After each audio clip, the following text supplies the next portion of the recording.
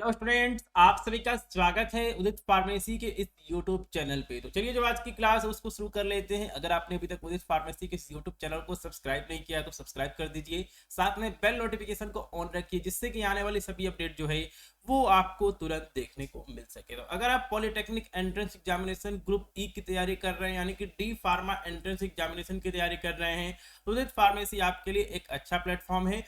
तो यहाँ पे जो है आप YouTube पे तो वीडियो क्लासेज आप यहाँ पर देखते ही हैं। अगर आपको कंप्लीट तैयारी करनी है तो आप उदित फार्मेसी ऐप को प्ले स्टोर से जो है वो डाउनलोड कर सकते हैं और बहुत ही अफोर्डेबल प्राइस में जो है फिजिक्स केमिस्ट्री बायोलॉजी तीनों सब्जेक्ट की जो है वो यहाँ पे तैयारी कराई गई है डी फार्मा एंट्रेंस एग्जामिनेशन के लिए। अधिक जानकारी के लिए जो आपको स्क्रीन पे नंबर दिख रहा है आप इस नंबर पे कॉल कर सकते हैं। ठीक है, चलिए तो हम यहाँ पे पहला क्वेश्चन जो है वो हम देख लेते हैं। प्यारा सा क्वेश्चन यहाँ पर पूछा गया है कि किसी वस्तु की सतह से उत्सर्जित विकिरण की दर जो होती है वो किसके अनुक्रमानुपाती होती है। ठीक है, तो वैसे ये नियम किसका है? ये नियम जो है वो हमारा स्टीफन का नियम जो है वो कहलाता है और इसका फार्मूला मैंने बताया था डी क्यू बटे डी टी जो है वो आपका डायरेक्टली प्रोपोर्शनल होता है टी की पावर 4 के, या फिर इसको जो है हम ई बराबर सिग्मा टी की पावर 4 भी जो है लिखते हैं। ठीक है, तो ये जो है हमारा स्टीफन का नियम होता है और ये हमारा फार्मूला है। टी क्या है? टी है हमारा परम ताप है। ठीक है, परम ताप है जिसको किस में लिखा जाता है? केल्विन में लिखा जाता है। और अगर आपको सेल्सियस में टेम्परेचर दिया गया जैसे कि 27 डिग्री सेल्सियस टेम्परेचर दिया गया है और अगर आपको इसको चेंज करना है केल्विन में तो आप इसमें 273 जो है आप यहाँ पे ऐड कर देंगे तो 300 केल्विन जो है आपको टेम्परेचर मिल जाएगा। यही जो है वो आपका क्या कहलाता है? परम ताप कहलाता है। ठीक है, तो इस क्वेश्चन का सही आंसर क्या हो जाएगा? ऑप्शन नंबर डी, परम ताप के चतुर्थ घात के अनुक्रमानुपाती होता है। ठीक है, तो ये नियम जो है आपको याद होना चाहिए, स्टीफन का नियम है और इसका फार्मूला क्या है ये फार्मूला भी जो है आपको याद होना चाहिए। ठीक है, चलिए इसके बाद जो है हम यहाँ पे अगला क्वेश्चन कर लेते हैं। किसी वस्तु के पृष्ठ की अवशोषकता कितनी है? 0.8 है। ए की वैल्यू जो है वो 0.8 दी गई है। यदि विकिरण द्वारा पृष्ठ पर 5 जूल उष्मीय ऊर्जा आपतित हो। ठीक है, कहने का क्या मतलब है कि टोटल 5 जूल जो है वो यहाँ पे ऊर्जा आ रही है। ई की वैल्यू जो कितनी है?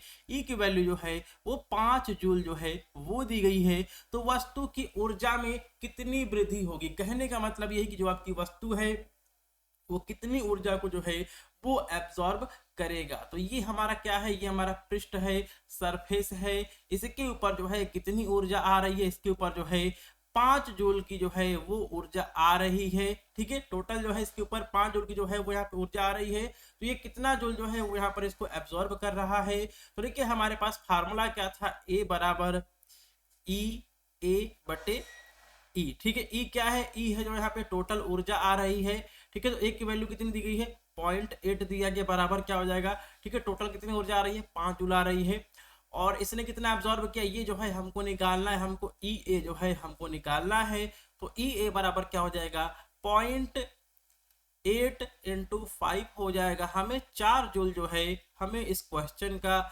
सही आंसर देखने को मिल जाएगा। ऑप्शन नंबर बी जो है इस क्वेश्चन का सही आंसर होगा। तो इस क्वेश्चन को सॉल्व करने के लिए ये वाला फार्मूला जो है वो आपको याद होना चाहिए। ठीक है, चलिए इसके बाद जो है हम यहाँ पर एक क्वेश्चन कर लेते हैं कि दोपहर के समय में सूर्य से आने वाली किरणों में अधिक गर्मी क्यों होती है? तो इसकी वजह यह है कि किरणों को वायुमंडल में कम दूरी तय करनी पड़ती है जिससे कि ऊष्मा का अवशोषण क्या होता है? कम होता है। इसी की वजह से जो है दोपहर को गर्मी अधिक लगती है। ठीक है, तो ये ऑप्शन नंबर बी जो है इस क्वेश्चन का सही आंसर हो जाएगा। ठीक है, चलिए इसके बाद जो है वो हम चलते हैं अगले क्वेश्चन पे। तो अगर आप डी फार्मा एंट्रेंस एग्जामिनेशन की कंप्लीट तैयारी करना चाहते हैं तो मात्र 499 में आप उदित फार्मेसी ऐप पे कर सकते हैं। फिजिक्स केमिस्ट्री बायोलॉजी तीनों सब्जेक्ट की आपको डिटेल से क्लासेस आपको देखने को मिलेंगे। इसके लिए जो है आपको उदित फार्मेसी ऐप को प्ले स्टोर से डाउनलोड करना होगा। साथ में जो है आपको अपना ऐप पर रजिस्ट्रेशन करना होगा। अधिक जानकारी के लिए जो आपको स्क्रीन पे नंबर दिख रहा है आप इस नंबर पे कॉल कर सकते हैं। ठीक है, चलिए इसके बाद जो है हम चलते हैं अगले क्वेश्चन पे। पूर्णतः कृष्ण पिंड की अवशोषकता कितनी होती है? ठीक है, तो आइडियल ब्लैक बॉडी। ठीक है, आइडियल ब्लैक बॉडी लिखा गया है। तो देखिए हमारे पास फार्मूला क्या? हमारे पास फार्मूला है ए बराबर ई ए बटे स्मॉल ई जो है ये हमारे पास फार्मूला। ठीक है, अब देखिए, अगर कोई ऐसा ऑब्जेक्ट है, अगर कोई ऐसी वस्तु है, या फिर अगर कोई ऐसा सरफेस है, इसके ऊपर जितना रेडिएशन आ रहा है, ये कंप्लीट रेडिएशन को क्या कर ले रहा है, एब्जॉर्ब कर ले रहा है। ये रेडिएशन को बाहर नहीं जाने दे रहा है, इसके ऊपर जो है, ठीक है, किसी भी तरह का रिफ्लेक्शन नहीं हो रहा रेडिएशन का।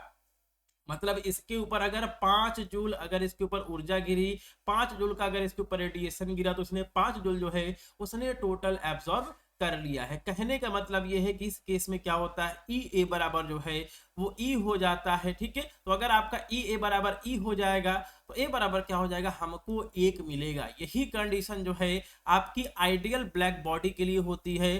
पूर्णतः कृष्ण पिंड की औसकता जो है कितनी होती है, 1 होती है। ठीक है, चलिए इसके बाद जो है हम चलते हैं अगले क्वेश्चन पे। ऊष्मा सबसे तेजी से किसमें संचरित होती है? तो मैंने आपको बताया था कि जो भी आपके यहाँ पर ऊष्मा होती है, ठीक है, उसका चालन जो है चालन विधि द्वारा, संवहन विधि द्वारा और विकिरण द्वारा होता है। तो चालन द्वारा क्या होता है, जो भी उसके पर मॉलिक्यूल्स होते हैं वो अपनी जगह पे फिक्स रहते हैं, वो सामने वाले को जो है वो हीट का ट्रांसफर करते रहते हैं। इसने हीट दिया इसको, इसने हीट दिया इसको, इसने हीट दिया इसको। ठोसों के अंदर जो है वो आपका चालन द्वारा जो है वो ऊष्मा का चालन होता है। उसके बाद जो है वो आपका संवहन, तो ये जो है आपका द्रव में होता है। जैसे कि अगर आप यहाँ पे दूध गर्म करते हैं, पानी गर्म करते हैं, तो आपने बर्तन के अंदर जो है आपने दूध रख दिया है, इसके अंदर जो है बहुत सारे मॉलिक्यूल जो है वो यहाँ पर पानी के दूध के जो है वो हो सकते हैं। यहाँ पे बहुत सारे मॉलिक्यूल्स हैं।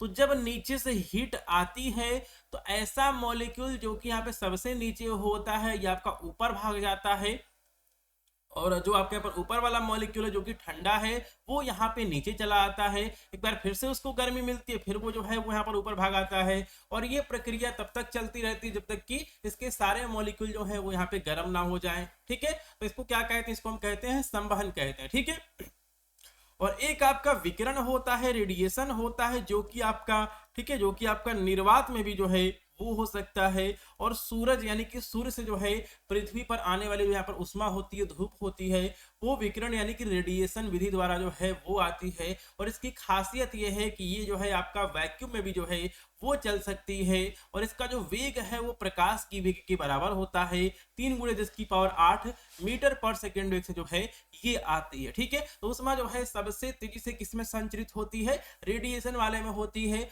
और इसकी यहाँ पर एक विशेषता ये भी है कि इसके बीच में जो भी वस्तु होती है वो गर्म नहीं होती है, और ये आपकी क्या होती है, इलेक्ट्रोमैग्नेटिक वेव होती हैं। ठीक है, तो ये 2-3 बातें जो है वो इसके बारे में हमने डिस्कस किया था। चलिए इसके बाद जो है हम यहाँ पर एक क्वेश्चन कर लेते हैं कि एक पृष्ठ की औसकता कितनी है, 0.4 है। ए की वैल्यू क्या है, 0.4 है। यदि इस पर 10 जूल उष्मा में से कितनी परावर्तित हो जाएगी, टोटल कितनी उष्मा आ रही है, ई की वैल्यू जो है वो दी गई है 10। ठीक है, तो इसमें से जो है इस पर आपतित 10 जूल में से कितनी, ठीक है, कितनी ऊर्जा जो है वो यहाँ पे परावर्तित हो जाएगी। तो ई जो है वो दिया गया है 10, और ई एब्जॉर्ब जो है वो हमको निकालना है। ठीक है, एक बार हमको मिल गया ई एब्जॉर्ब, उसके बाद जितनी उष्मा बचेगी वही परावर्तित होगी। ठीक है, तो हमारे पास फार्मूला क्या है, ए बराबर क्या होता है, ई बटे ई ए होता है। सॉरी यहाँ पे गलत हो गया, ई ए बटे कैपिटल ई होता है। इसको हम यहाँ पर डिलीट कर लेते हैं।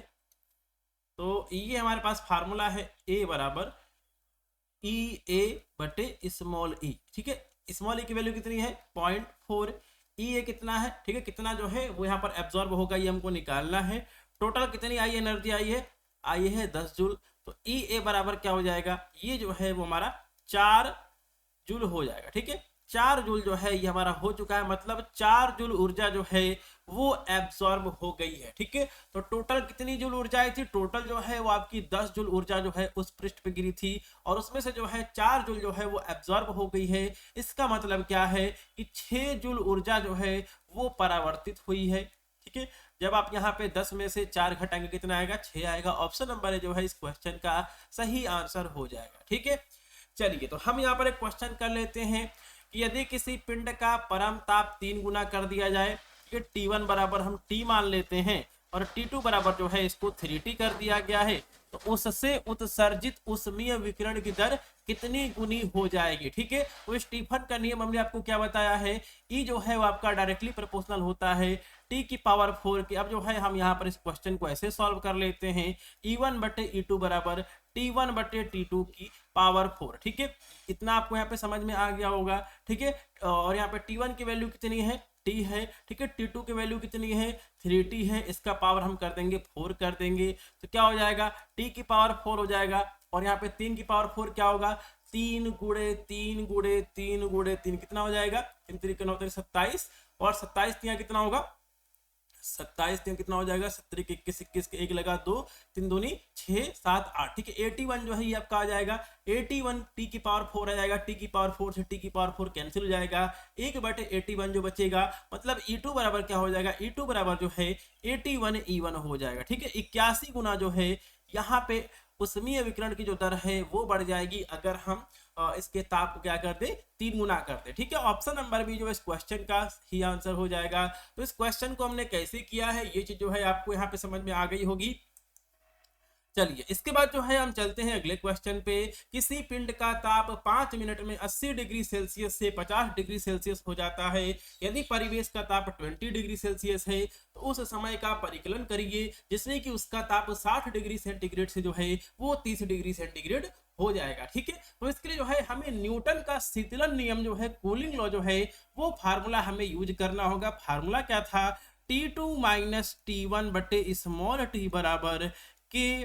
ठीक है, T1 प्लस T2 बटे 2 माइनस टी। ठीक है, ये जो है हमारे पास फार्मूला था, न्यूटन का शीतलन नियम जो है यही है। ठीक है, चलिए इस फार्मूले का इस्तेमाल करके जो है वो हम यहाँ पे क्वेश्चन को सॉल्व करते हैं।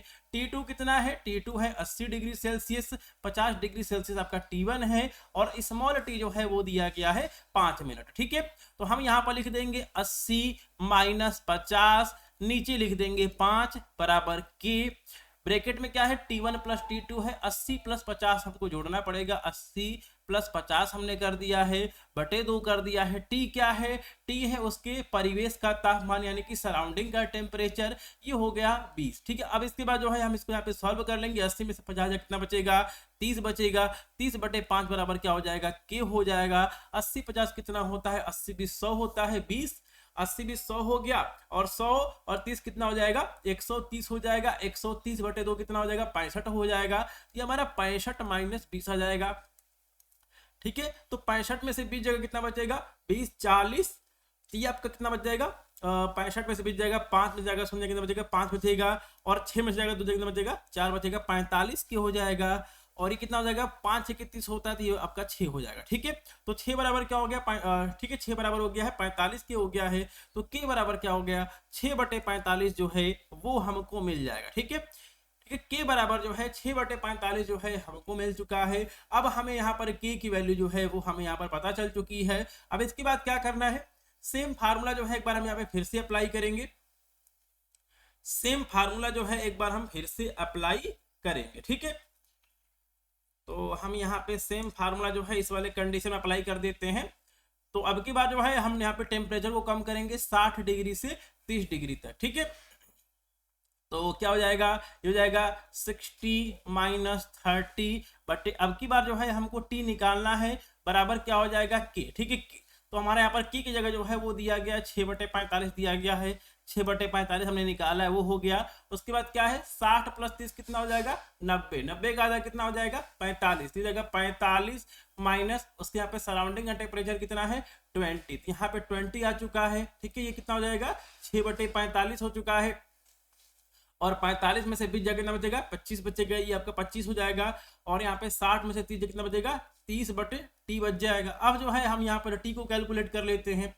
ठीक है, तो टी को कैलकुलेट करने के लिए क्या हो जाएगा, आपका हो जाएगा 6 गुणे 25 बटे 45 इज इक्वल टू 30 टी।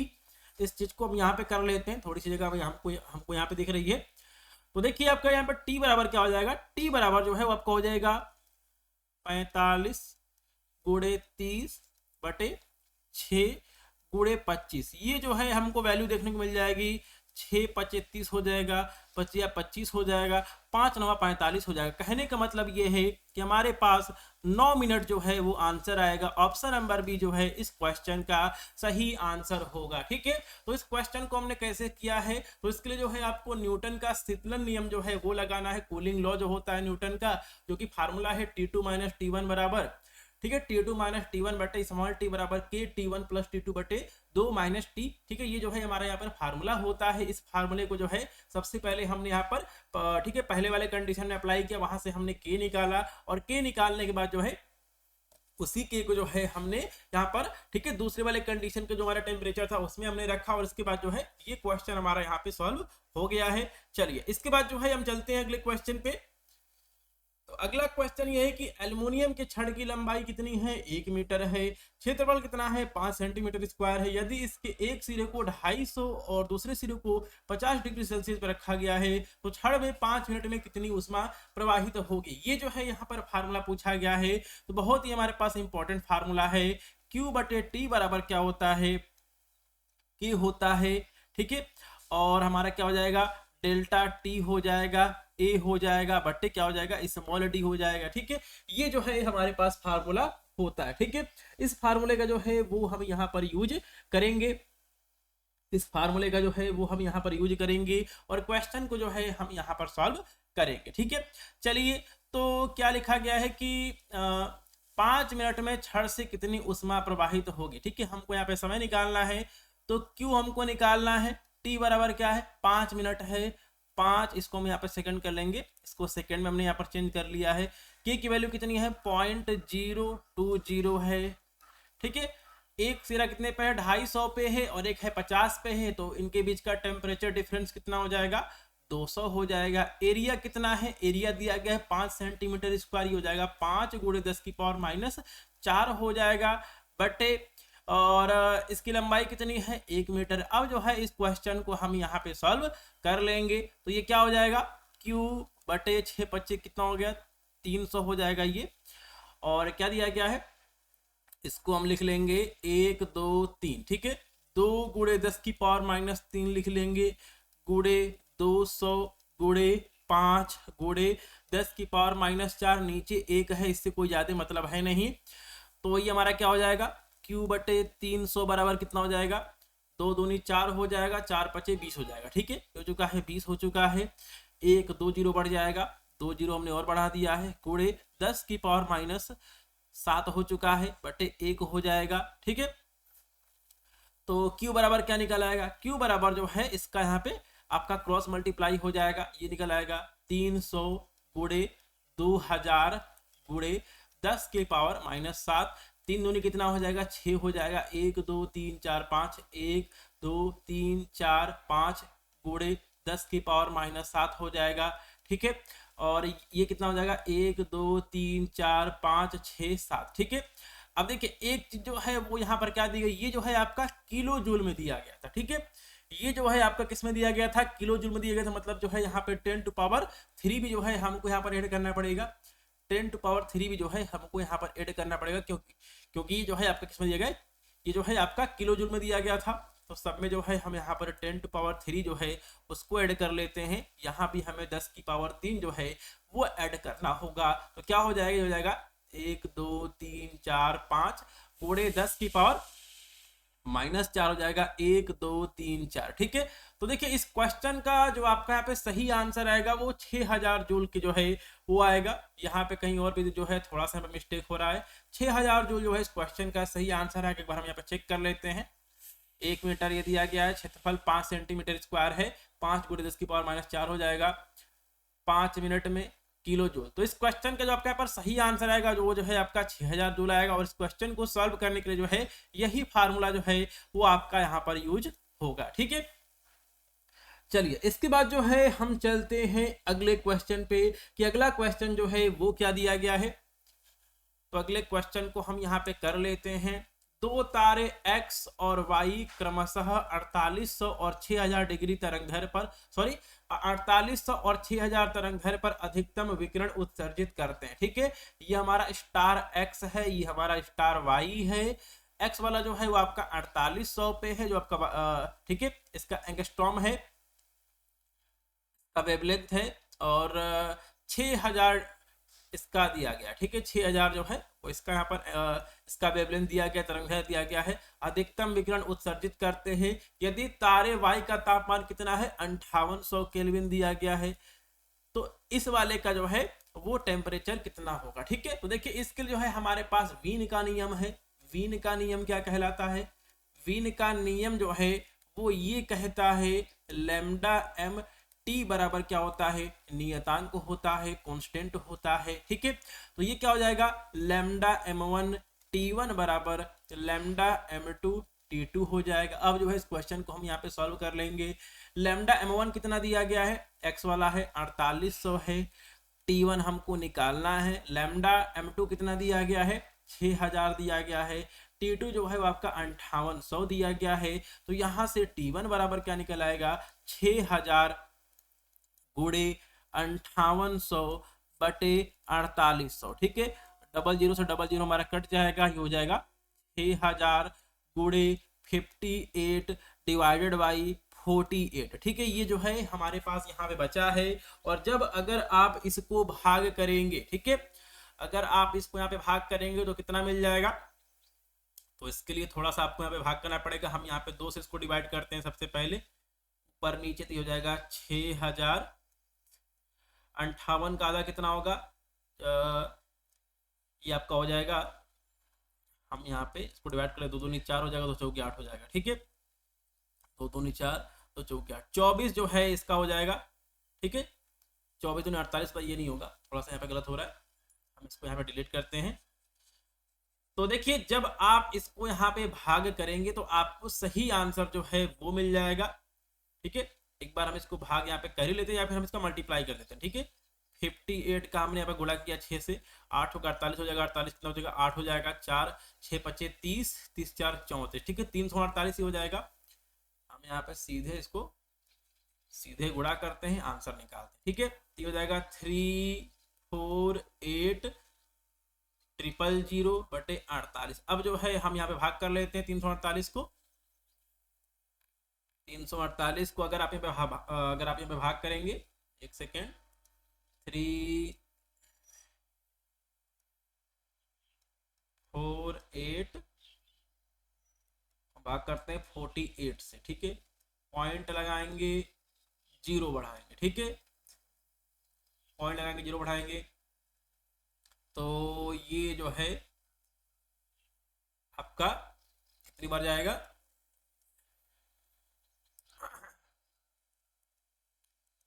भाग वाला काम जो है इसको यहाँ पे कर लेते हैं, क्योंकि यहाँ पे चाहिए हमें जगह, ठीक है। हम इसको यहाँ पे कर लेते हैं। क्या वैल्यू दिया गया है? 348 000 डिवाइडेड बाई क्या था? 48 था। तो ये हमारा चला जाएगा 6 चौके 24, 4 बार 5 बार ले जाते हैं, 6 बार ले जाते हैं,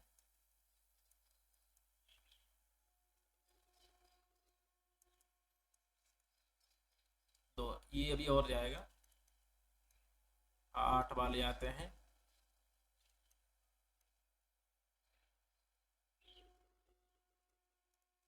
8 बार जो है ये आपका चला जाएगा, ठीक है।